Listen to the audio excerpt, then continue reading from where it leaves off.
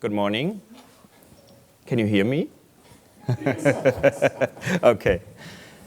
Yes, welcome to our panel, German Partnerships Today. My name is Ulf Templin. I'm managing partner at PKF Hotel Experts in Munich. Welcome. And I'm very proud to introduce you to our today's panelists, specialists in the German market. And let's start in alphabetic order with Eva Bachmann. Welcome, Eva, from Meininger Hotels. And Meininger is, I think, the youngest hotel group amongst. I think that's probably right, yes. Yeah. So started in 1999 with the first Meininger, opened here in Berlin in the Meininger Street. That's where the name comes. And the concept is quite clear and quite new. A Meininger hotel should offer more than a hostel and be cheaper than a hotel. And now there are, I think, 16 hotels already, yeah. Mainly in Germany. 9 of them in Germany, okay. And 16 in total. Good. Yeah. And Meininger Hotels, and that is also a typical German way, operates under lease contracts.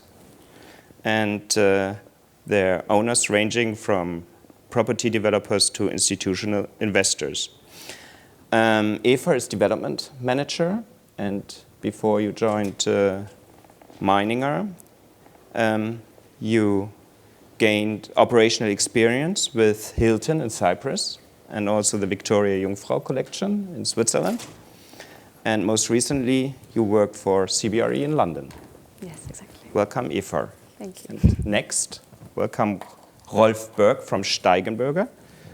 Steigenberger is a little bit older than Meininger. Yes, a little bit, yeah. Founded in 1930 yes, already. Exactly. Yeah. And operates hotels in Germany, Austria, Belgium, Switzerland, China, Netherlands, and Egypt. Yes. Correct. Right. And you have 2 brands, the Steigenberger luxury upscale brand, and also the Grand Steigenberger, which is a little bit upper. Yeah. And then the intercity hotels, which are located in transport hubs, such as railways and airports, in the mid-class category. Mid-class is fine, mid to upscale. Yeah. Rolf, you are president, vice president, business development for Steigenberger, and responsible for hotel developments in Germany, Austria, and Switzerland, correct? Okay. And before you worked also with Club Aldiana? Before, yeah. Okay. And you were responsible for the pre-opening of new resorts in Europe, Africa, and Asia. Then we come to Nima Davuzadeh from Wyndham.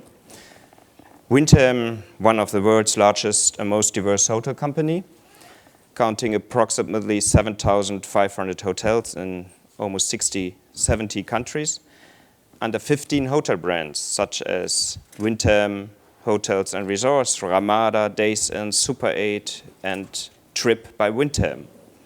And due to the partnership with Grand City, Wyndham has become to one of the biggest hotel companies in Germany.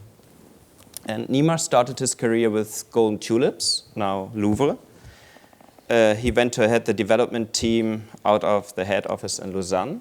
And in 2009, he joined Wyndham, and he is now Vice President Development for Europe and responsible for growing all brands. Welcome, Nima. Thank you. And last but not least, Wilhelmine from Louvre. Yes.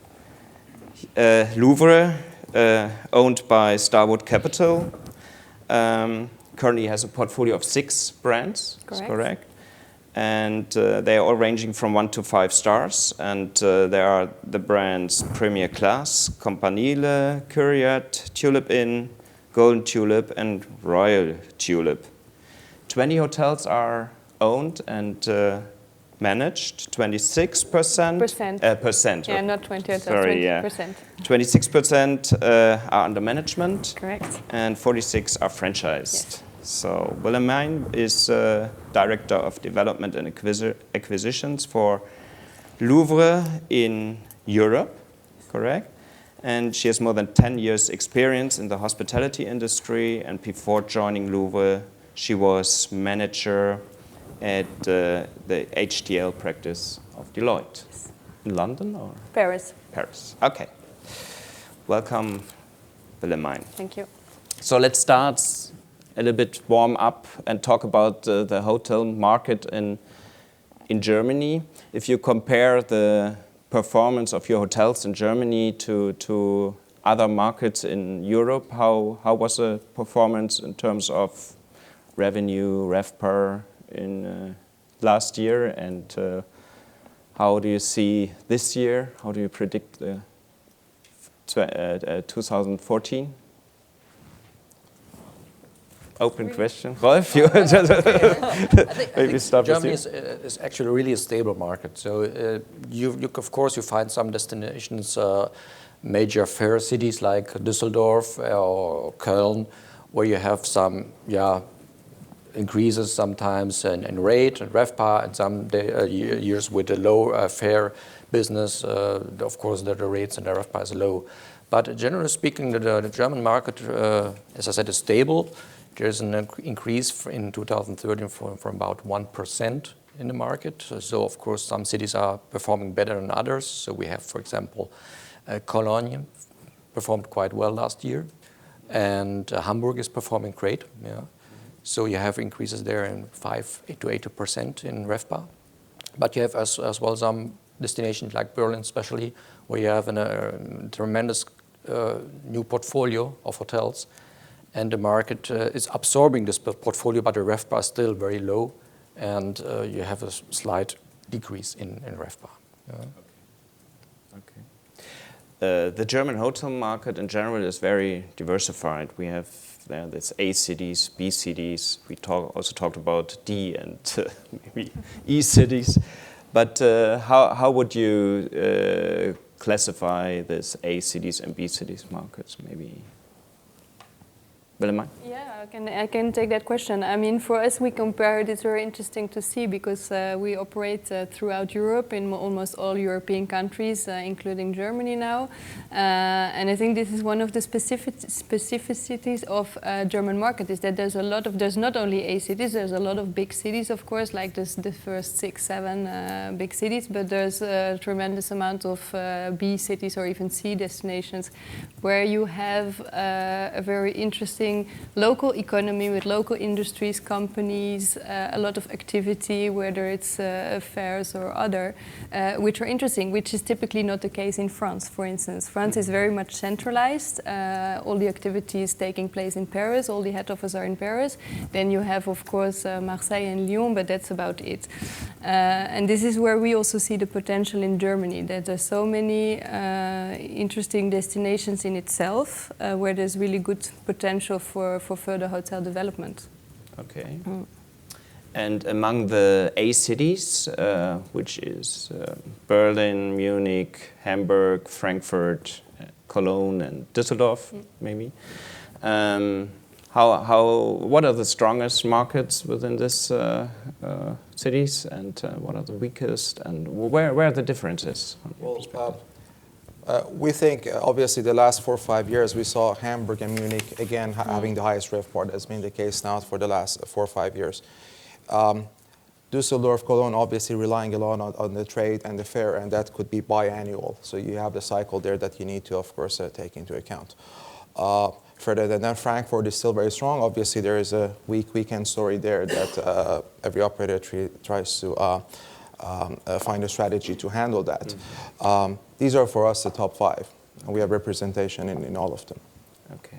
I think from our point of view, what is very important is the balanced demand profile. You know, whereas maybe Köln or Düsseldorf, they've got very corporate conference-driven demand, whereas other cities like Hamburg or also Munich to some extent, Berlin, I think the demand profile is very well balanced across the different segments. So you've got a strong corporate demand, but you also have leisure demand. And for our product, the group demand is also very important. We know that a lot of school groups come to Berlin or to Hamburg or to Munich. So I think the profile of the demand is also very important in terms of, you know, when you look at the different cities and the strength of the market. Okay. You can really sometimes see, I mean, our business is branding. We're in the branding business. And you can see the correlation between the number of branded hotels or the percentage of branded hotels with the top performance in Germany. In Germany, we think as a whole, the country is about 1/3 internationally branded, and the rest are either regional brands or independently owned and operated. So about 1/3. But you look at Hamburg, that percentage goes up to 70%. 70% of Hamburg is internationally branded. So that has been a strong fundamental over the last years, and it continues to be that way. Munich, by the way, the same story. Okay. How would you define the B city row, then second line in Germany? What cities are in this package? Yeah, actually, I think cities like Heidelberg, Mainz are performing quite well. So you see there an increase of 7-8% in RevPAR. And there are also some, let's say, hidden gems, diamonds. But let's say Münster is one of those cities. Yeah, nobody has to have it on the topic, but Münster is a city where you could go actually. Yeah, for everybody knows where Münster is. Yeah, that's why I say. Yeah. So sometimes you find very small diamonds within Germany, as you said. There are cities which are not in consideration of huge brands because they don't have any, let's say, branded hotel in the city, and that's why they are not going there. So, but there are still cities without brands with good opportunities. Yeah. Actually, in that case, it can also be interesting because if there's no branded hotels or if it's some small market, you will be the first branded hotel to go there, and you take a first mover advantage in such a market and really create a difference compared to the other operators in that place, I think. So it should definitely not be neglected. Maybe it's not something to do in the first place. Of course, all the operators, and we are the same. We want to go into Munich, Hamburg, all the big destinations, and that's for sure. But we should not neglect, as you call the second row cities, because there's good business to be had there, I think. All right. There's another area of great opportunity, which you don't have in all countries in Europe, but you have in countries with vast geographical size, like Germany, and those are opportunities along the transportation network. So that's a huge opportunity, and we've been talking about it the last few years. We're actively looking at it. We have plans to accommodate that market because we think that's a tremendous potential. Also, when you think about the airports of the main cities now moving out to a good 40-45 minutes outside, that creates a whole, I mean, Berlin, I don't know what's going on with that, but if it ever opens. But apart from that, you know, Munich is now a good hour out, and so that's an area of opportunity. Especially therefore we developed intercity hotels, because exactly there we are matching quite perfect. Main railway station, airports. That's perfect. Yeah. Also, Meininger is very strong in that. Sorry, of course, yeah. All right. So is there potential for more airport hotels in Germany? Airport-related hotels? Yes, of course, yeah, definitely. Okay. Good. Let's come to a little bit critical point. What about resort hotels in Germany? I think Rolf is the most experienced. It's really difficult question. Any potential in this field? Yeah, the problem is I think all of our brands are not searching for lease contracts in resort hotels. We're looking for management contracts, and that's why it's so difficult to get into this market, because it's not bankable anymore. Of course, there are some, let's say, maybe funds who can help to develop such a project. But nowadays, it's nearly impossible to develop a new resort hotel within Germany. It's not bankable because of the management contract or any other kind of contract without risk from the operator. So this is the problem actually we have with resort hotels. Yeah. Okay. Maybe just to add to that, we still do lease contracts, but we don't do resorts. So there you go. Leases as well, but not for resort. Yeah. Okay, and I think resorts. It from the seasonality and that difficult point that you have not a steady occupancy during the year. And if you go, for example, to the Baltic Sea, you have this short season during summer, where during the vacancies of the schools, hotel schools, you have 8-9 weeks, maybe 10, to fill up your hotel by 100% with a good rate. But the rest of the year, maybe in Christmas time, is also a short gap where you can achieve 100%, but the rest is very hard time for hotel. Okay. Yeah. Okay. Are there any questions for hotel markets in Germany? cities, destinations. Maybe later. Oh yeah, yeah. Where do you see the pipeline being more say, heavy in the future? With, looking at the major A cities,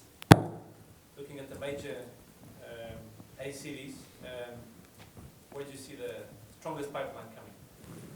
Heavy in terms of positive or heavy in terms of oversupply? Oversupply.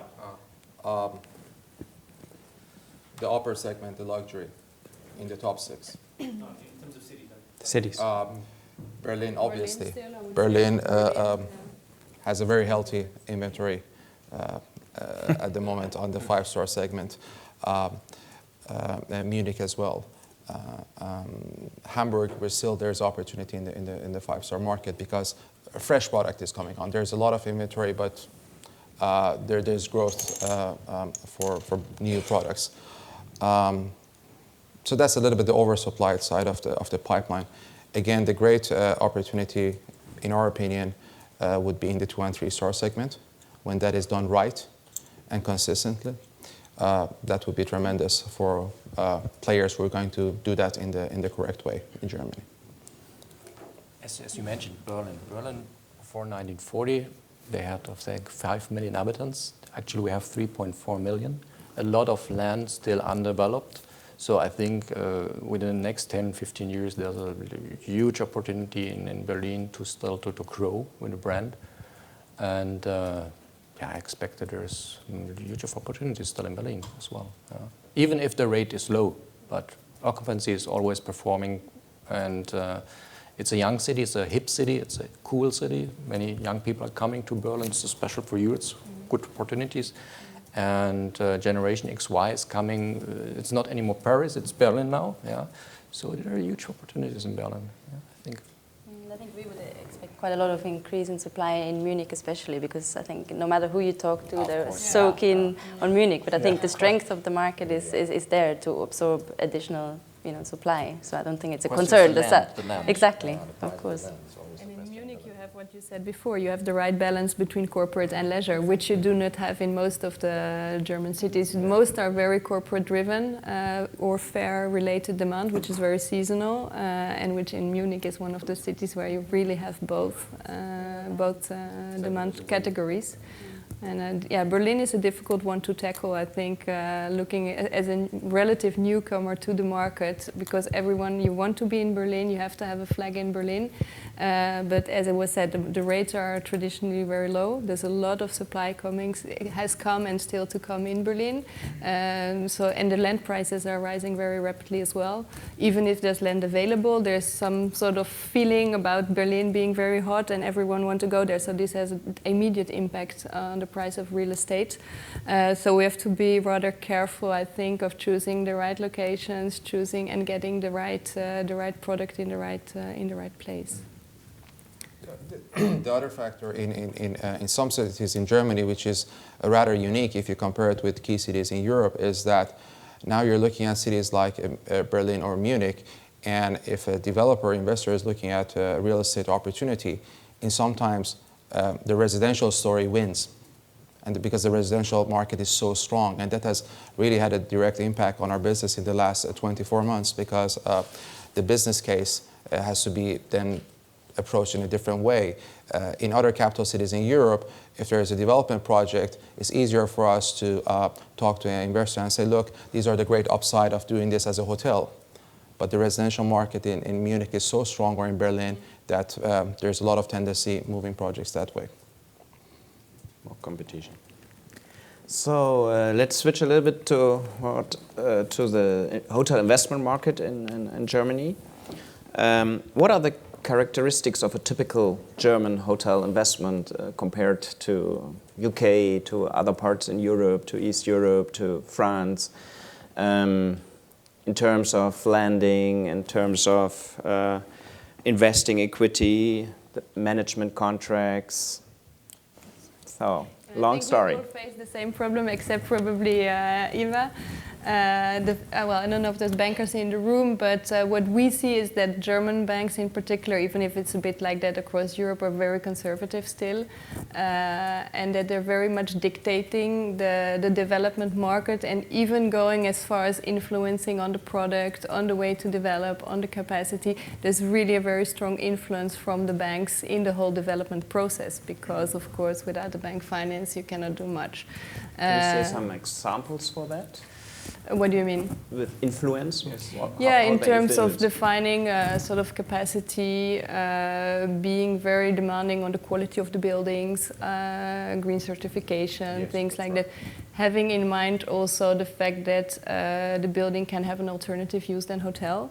So already keeping that in mind for, let's say, after 15 years the financing may end, what can you do with the building at that stage? So there's a very strong implication of the banks in the early stages of the development process. And then, of course, everyone is looking for fixed income or guarantees, which for us as a hotel operator is not the way we want to go, and it's very difficult to give. And my colleagues here on the panel have a similar experience, I suppose. So this is really the question of how to work around that and what alternative sources of financing, debt financing or mezzanine financing we can find. Okay. Yeah. Okay. You know, in terms of deal making in Germany, I've been active the last 10 years, seen the good and bad and everything in between, and the evolution in the market. You know, it went through straight leases into no deals and then to the hybrid leases. And now we go out for projects and we try to design a deal in a way that the risk reward is distributed in a fair way. That's what a hybrid lease is. But it's not the only solution. You can also design a management agreement that if you dissect it, pretty much it comes down to the same thing. If a management agreement is done in a fair and balanced way, that you're both having a risk and reward share, it will be the same as a hybrid lease. It's just that it's taking some years for the market to get used to the ideas, especially on the side of the banks and the lenders. But we see more and more of that happening. I don't think it's a bad thing. I think it's a healthy way to go about for these projects, moving from the straight leases to fair management contracts. And you also mentioned the hybrid way, yeah? So can you tell us a typical construction of that contract or fee structure? Sure. Imagine you're the investor, you're approaching the project, and there's a certain debt service that you, at the least, you want to cover that, and that would be the minimum guarantee you'll be asking for. Obviously, you would want to have a piece of the upside when times are good. So that would be your typical hybrid lease. There's a minimum guarantee to cover the debt service, and there's a percentage either on the top line or in the GOP, many ways to structure that. And that would be the hybrid. You can apply a lot of that principle in a good management contract as well to basically... in terms of EBITDA guarantee? Absolutely, absolutely. So you're actually offering management contracts? We offer management contracts across Europe. We do that selectively. We do that in most cases for our upscale offering, for our five-star brand, for Wyndham. If we're going to enter a new market and it's the first Wyndham in that market, we feel strongly that it would be good to lead by example and have the first one the way it's intended to be, and then we have a strong base we can roll from that point onwards. In other markets where we have strong management partners, for us it makes sense, and for our partner to make sense to that we do the franchising side and they're doing the day-to-day operation, and that's been quite successful for us. Okay. Is this also a way Steigenberger sees in the future, or yes, are you still we are flexible. contract? We are doing all kind of contracts, so management, lease, franchise. But I would say in Germany, still the lease contract is the contract, which is the must. All right. Yeah, must applicable. Okay. So management contract is still very difficult in Germany, and we are doing hybrid leases, of course. As you said, certain percentage on the GOR, and the minimum lease is the minimum lease, and that's what we are doing. And with or without cap? With cap. With cap. Since I think 2005, all our contracts are with a cap. What are the obligations towards caps from investor side, for example? So No, the cap, as you know, there are different ways to make a cap. So the idea is not to have to, if you have a 20 years management lease contract, to put all this sigma balance of the leases in your portfolio, in your balance. Yeah. So that's why you cap it. Let's say so the maximum would be 1.5 annual leases, minimum leases, and that's the way we do it. Yeah. Okay. The cap is straight. No, we don't do caps, no. But I think I would agree with Rolf. I mean, in Germany, fixed leases are still very much the market practice, the standard. But I think the fact that we do fixed leases still in this kind of market environment in many other markets outside Germany, that really gives us a competitive edge, because not that many hotel operators are willing to do that anymore. So you're doing And fixed leases? Fixed leases, but we're also happy to talk about a variable or a hybrid structure if this is specific to an opportunity, makes sense. But generally, we were very happy with fixed leases because our business model is very efficient, low cost, hence very high conversions, and we feel very comfortable signing up to fixed leases. The market is very used to that model, the fixed leases. But obviously, what we have seen in the last 10 years is two things. The economic cycle is unpredictable and it's much shorter. You don't have the 7 up and the 7 down. You have 2 or 3 up, and then God knows what's coming next. So when you're structuring the fixed lease and you're doing your pro forma for 10 years, you basically have data for the first 3 years, and the rest you're indexing. And when you look at the reality, that never happens. You never have the 10 years of the market going up 2.5%, exactly 2.5% for 10 years.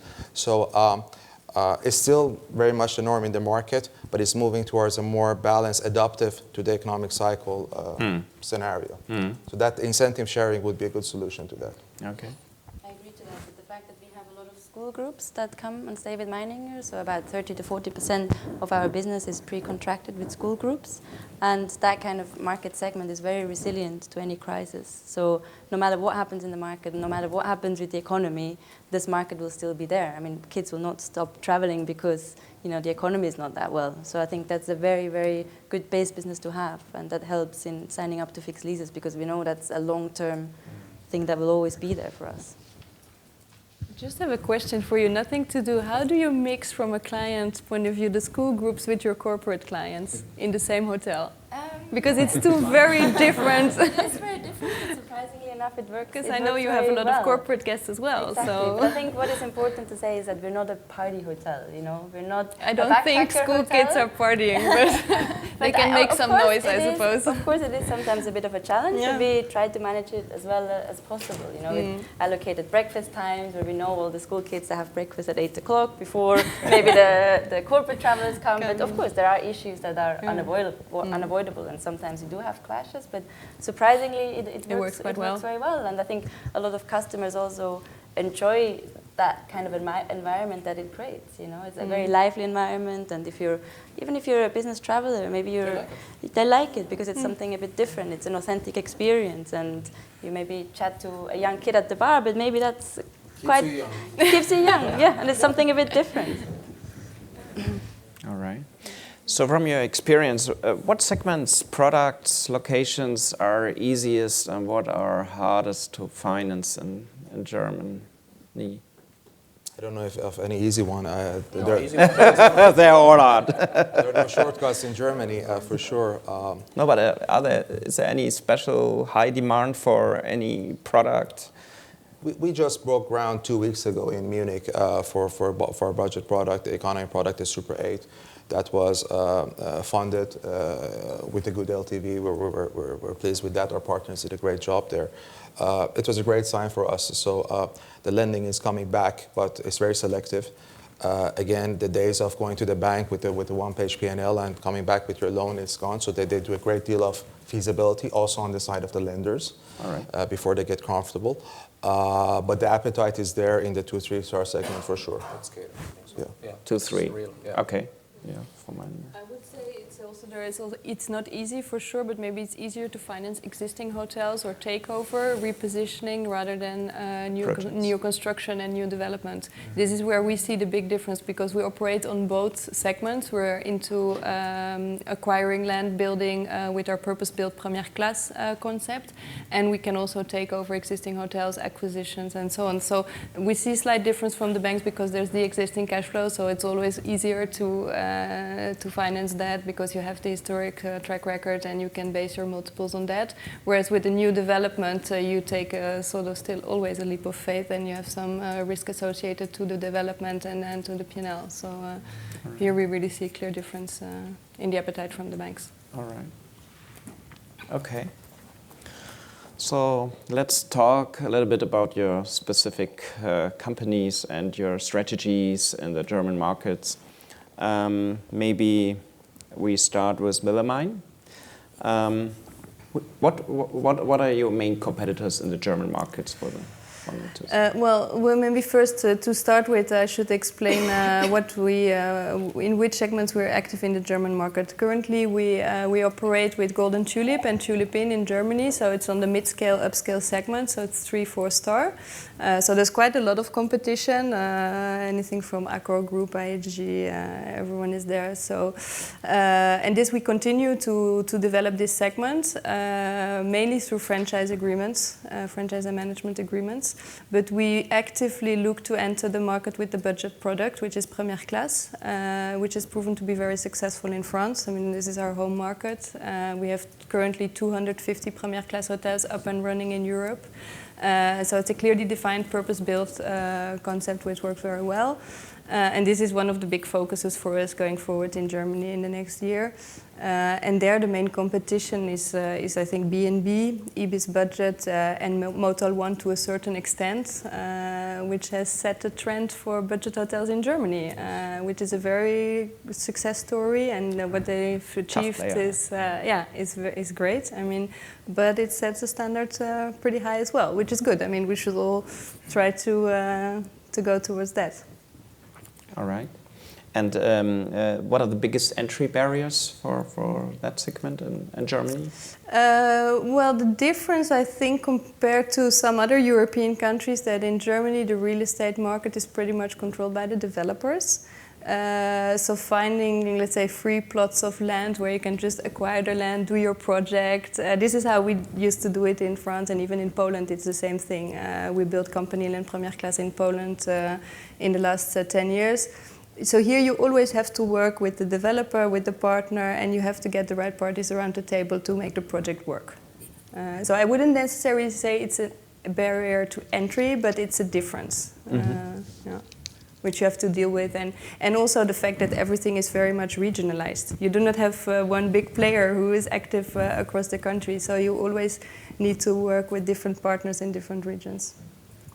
And I think that is also the point that it's very hard to build up strategic partnerships in Germany because it's so diffuse, everything. Yeah. Yes, it's quite diffuse, as you say, yeah. Mm-hmm. Okay. And your expansion strategy is focused mainly on franchise here, and you succeeded in strategic partnerships. Yes, we did. So tell us a bit about your experience. Sure. We are predominantly a franchise company, but understanding the dynamics of a market like Germany and a lease market, for us, it's about finding the right partner. And we take our time, we work on it very closely, but last year was fantastic for us because all those efforts of strategic development and looking for the right partner that resulted in our agreement with the company Grand City. As most of you probably know, they have 120 hotels, and last year about 60 of those hotels joined the Wyndham Hotel Group family of brands. They were pleased with the partnership. They're working now with one main hotel company. For us, it was tremendous. At the moment, we have over 100 hotels in Germany. We had presence here under the Ramada brand with over 40 hotels, and we have a great partner there. Again, another example of a strategic alliance and a partnership helping you to grow in a market like Germany. So we had the 45 hotels, and then through the partnership with Germany, now we're well over 100. one of the top 3 hotel companies in Germany at the moment. What was also very exciting is that not only it gave us volume, but it gave us the opportunity to penetrate the market with the whole lineup of our brands. Because as you know, we have 15 brands, 6 of them being very active in Europe, Middle East, and Africa. 4 of them now are present in Germany, which wasn't the case 12 months ago. Even more than that, 4 of them are present here in Berlin. So in Berlin, we have Wyndham, we have Trip, we have Ramada, and we have Days. So that's been really a great partnership for us, and we're going to continue to build and expand on that. Again, to what we were speaking earlier, this is a great example of everybody doing what they do best. So we're a franchise company. We're strong with our brands and our sales and marketing and our reservation. And this is a partner who really knows how to operate hotels, and it's a great marriage. All right. So when you evaluate new projects applying for franchise, what is your internal criteria to select the good ones, the bad ones for Germany? For Germany. So for us, it's really, first, it's the business case. We look at the product and see, is this hotel going to benefit from international branding? That's the question 1. Because if that's not answered correctly, we're going to have a conversation in a year or 2. Mm-hmm. And we're not into having a contract for a year or 2. Our contracts are typically running for 15, 20 years. We're looking for long-term partnerships. So we first start to get the business case right. When that happens, we're looking at, and that's a good thing, again, having 15 brands, finding the perfect match. And that usually works because we have different products that we can offer. Mm-hmm. And then we go from that point. I think that might be a similar approach of Louvre. Sorry? That might be a similar approach of Louvre as well, with brand family and select the right one. It's very similar. Yeah. I mean, I totally agree with Nima on the comment that the brand has to add value to the hotel, and it doesn't make sense to put a brand on if you don't think you can bring the business. And in terms of partnership, well, we have not signed any big partnerships in Germany yet, but this is something, this partnership approach is something we've done for the last 10 years. It's really something which is in our DNA. And we used to develop partnerships all around the world because we realize very well that you need the local expertise from the partner, and we will work on the international distribution, brand marketing, sales and corporate sales and marketing, and so forth. So these are things we've done typically in Brazil, for instance, where we have a joint venture partner for a very long time, which is working extremely well. We have similar experience in Middle East and in other emerging markets. So it's something we could envisage. And next to that, what we try to achieve in the German market is also bringing our existing partners to Germany, because Louvre Hotel is the 2nd largest operator in France. So we have a lot of partnerships in France with investors, institutional investors or private investors who would love to invest in Germany. So we can build on the existing partnership in a new region. And this is very comfortable for us because they already know our products, they know how the company works, and we sort of step into the German market together with our existing partners. Okay. So question to Eva. Meininger is actually quite domestic orientated. So what is your strategy for the future expansion? Future expansion strategy is clearly the European rollout. We want to have a presence in all major capital cities across Europe. We keep on focusing on Germany as well. I mean, we've got 9 properties in Germany. In some markets like Hamburg, Munich, we know there's potential for more.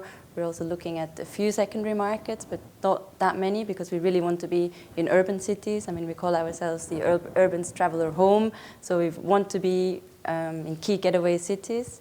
On a European level, we're looking at like everyone else, I guess, London, Paris, Barcelona, Madrid, so really the key European getaway cities. All right, okay. And are you also looking for strategic partnerships over there, or is it more opportunity? Not at this stage, but I think in some countries it will be beneficial. Yes, definitely, because we need local expertise, we need the local know-how. We don't have anything lined up as yet, as we speak, but I think this will be something that we will consider in certain markets, definitely. Okay. So, question to Rolf, 5-star hotel expansion strategy in Germany? Is there any further? No, as we mentioned earlier in the podium, we said that the mid-scale is the product was running quite well actually. So with our Intercity brand, we are expanding quite fast. We have signed another 4 contracts actually for Intercity. There are still a lot of places to go within Germany, but also the rest of the world. So we signed contracts in the Middle East for Intercity.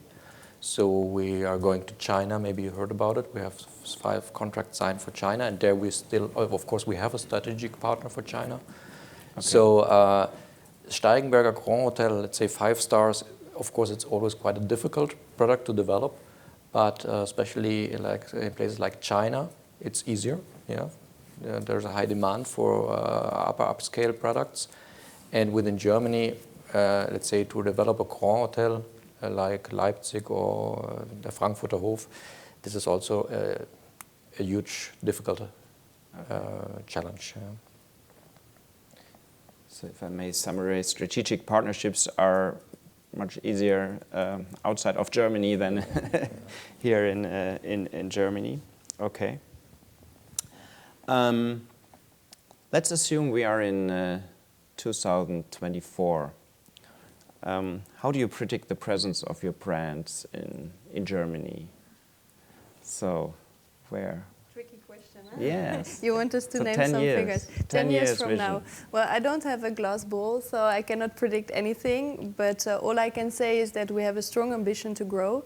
It's potentially the 2nd largest market for us after France, and everything is still to do, so to say. So let's start and try to realize our ambition. And I think it will be definitely on the budget segment where there's a very strong potential for growth. Yes. Okay. For you, Eva? On a European level, we hope to have 50 to 70 hotels in 10 years from now. In Germany, I think the aim would probably be to grow the portfolio of 9 hotels to about 15, 16 hotels. So we are developing actually a new brand for Steigenberger because we are very focused on Intercity, so the mid-scale segment or a mid-upscale segment, and the Steigenberger 5-star upper upscale segment. So actually we are developing a new brand which fits between Intercity and Steigenberger. And I think within the next years we are quite developing fast Intercity hotels, of course, maybe the new brand, we hope so. And Steigenberger will grow, but not with the same fast speed as Intercity hotels, of course. Yeah. Okay. For you? For us, that's a maybe even extra interesting question. Also internally, we talked about that quite a lot. When you come off a strong year like we had last year, we doubled the size of our hotels in Germany. And the internal discussion was, can we double again? And we think the answer is yes, we can double again. So that would definitely be the way we will be going forward. And understanding that Germany is not China, but just as an example, we entered the Chinese market in a substantial way and in a concentrated effort way about 6-7 years ago. And it went from being about 50 hotels to currently over 500. 50 hotels to 500 hotels in just about 6-7 years. Again, China, Germany is different, but when you're thinking about big economies here, the biggest economy of Europe, we think we have just started. Okay, very ambitious. So, are there any questions from the audience? Now it's the opportunity. Yes, please. I had a question about the role of regional governments. My name is Daniel Russell from Hotel School The Hague. Do they play a role in terms of offering any low-interest loans or tax abatements? I'm thinking especially in the eastern part of the country where there'd be job creation, et cetera.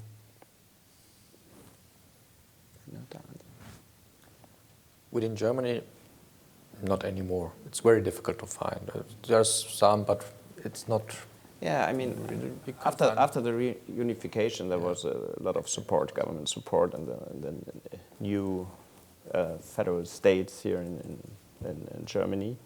But I think all the programs are now gone and it's closed, and so I haven't heard from any special support from the government side. What about in just getting through some of the regulatory processes? That's an area that there's a great opportunity for improvement. It's true. Again, not taking an example of a hot market, a very dynamic market. When you think about Dubai, it was just a few weeks ago after the big announcement with 2020 and all going to Dubai, the government was there saying, from now on, the maximum time it takes for us to grant a hotel permit is going to be 60 days. Now, consider that and compare it to where we are, it's not uncommon to be in the application process for the permits for 2 to 3 years. So I think all the hotel companies, we can have a joint effort in improving that area and work a little bit better with local authorities and having a little bit more efficient, streamlined process. Because 2 to 3 years, that's quite long for a permit. Okay. Any more questions?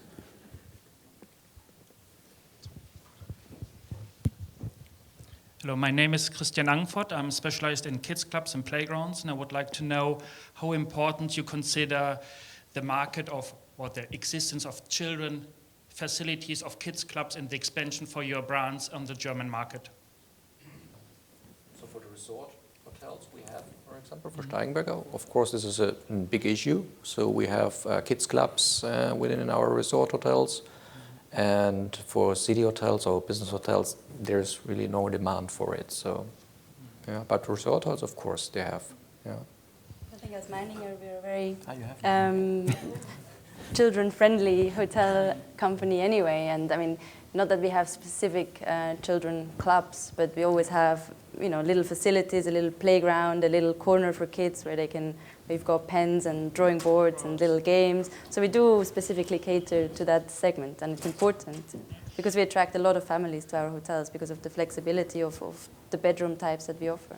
Yes, because I also actually think that the children facilities are actually really a bit neglected on many markets. Because even though, of course, city hotels probably don't have such a high demand, but if the business person comes over the weekend with the wife and the children, just to have a small welcome pack or a little letter, the next zoo is over here or the next aquarium is just 1 kilometer far away. Yeah. Of course, you don't need to have a big kids club there. But so it's good to hear that Meininger and also Steigenberger Resorts have those facilities. Yeah. Thank you. Okay. Any more questions?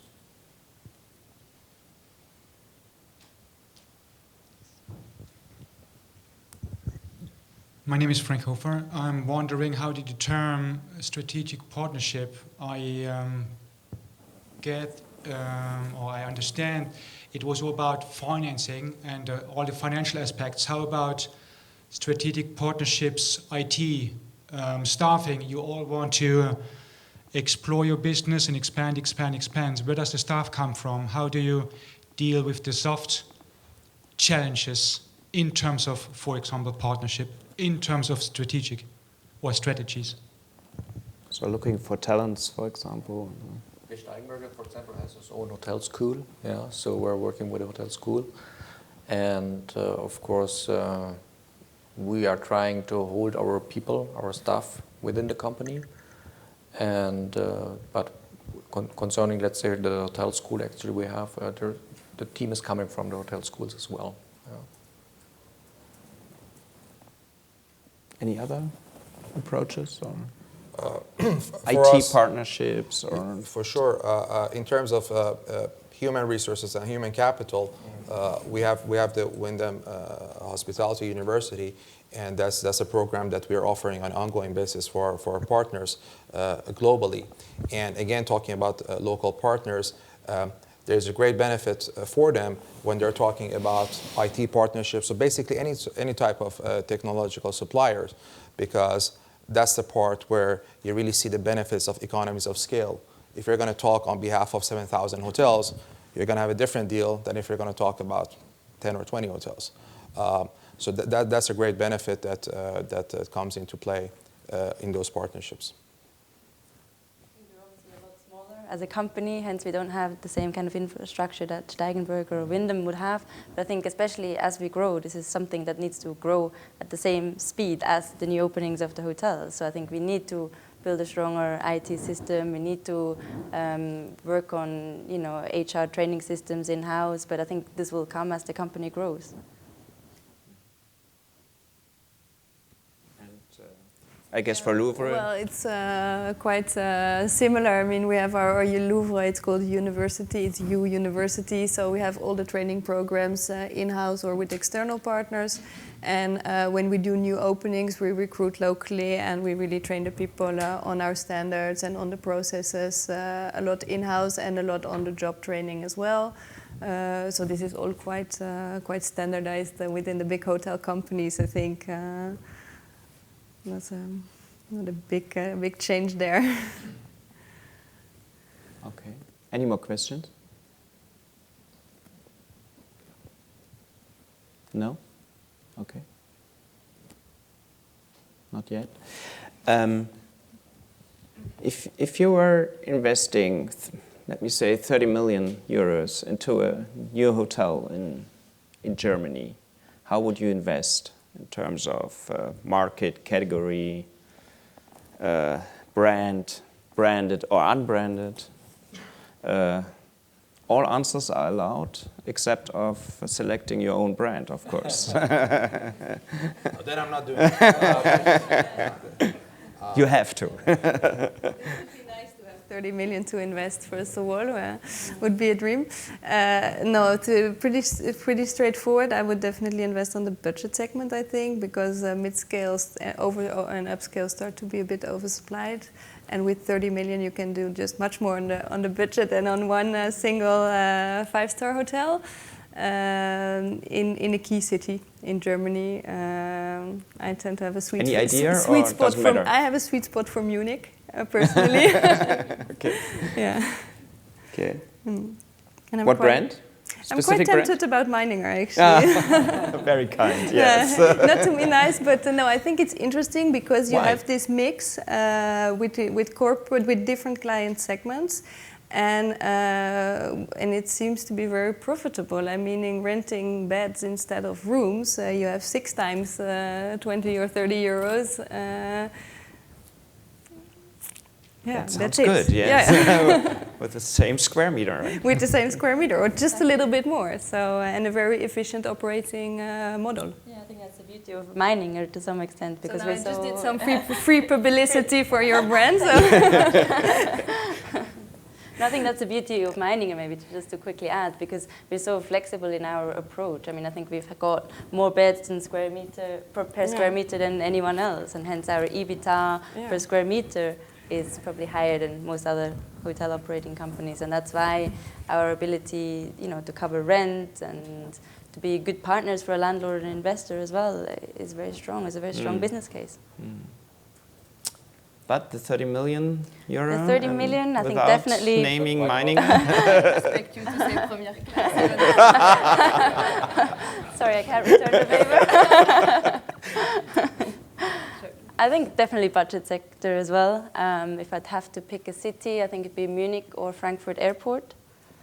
I think I'd probably go for a quirky brand, something like Citizen M, Moxie, something that responds very well to the needs of the modern travelers nowadays, and also very efficient business models and a slightly different positioning and offering. I don't know if 30 million would be enough, but yeah. Definitely. For Europe? I think we could go to every city in one of the big cities like München, Hamburg, Köln. They're all performing well without any problem, and there's no, in the future, there's no things that could be worse, could come worse at the cities. So I think one of the big cities could be a good location within the city. And one of those new generation products on the market would fit well for those cities. Yeah, so we have different some names. Moxie, you have a lot of why not? Yeah. Okay. Good. And Niemer, no, Very difficult question for you, besides winter. If I had to invest 30 million of my own hard-earned cash into the hotel business at the moment in Germany, pretty much the answer would apply to all Europe. That would be in a category, again, which in our opinion is a little bit overlooked, and that is the extended stay product. I would put that money in the extended stay product. And the timing is perfect. When you think about what's happening in the European Union now with the changes in the labor law, you have a lot of more movement happening. And the product, the extended stay, is so well established in North America when you think about it. But in Europe, there are some players, but nobody's doing it really big. But the opportunity is coming in a very big way. So I think extended stays are going to do really well. And it's also great to finance. We were talking about it earlier. Extended stay product, when the lenders are looking at the risk profile, it's very easy to turn it back into residential or do something else. So the cost of money for extended stay is also lower than other product categories at the moment. So I think that's a great investment opportunity. We do have a brand for it, but I'm not going to mention it because we're playing by the rule. So unbranded. Unbranded. Standalone, unbranded. Okay. Questions? No. Okay, then we're finished. Thank you very much for your presence here, for giving us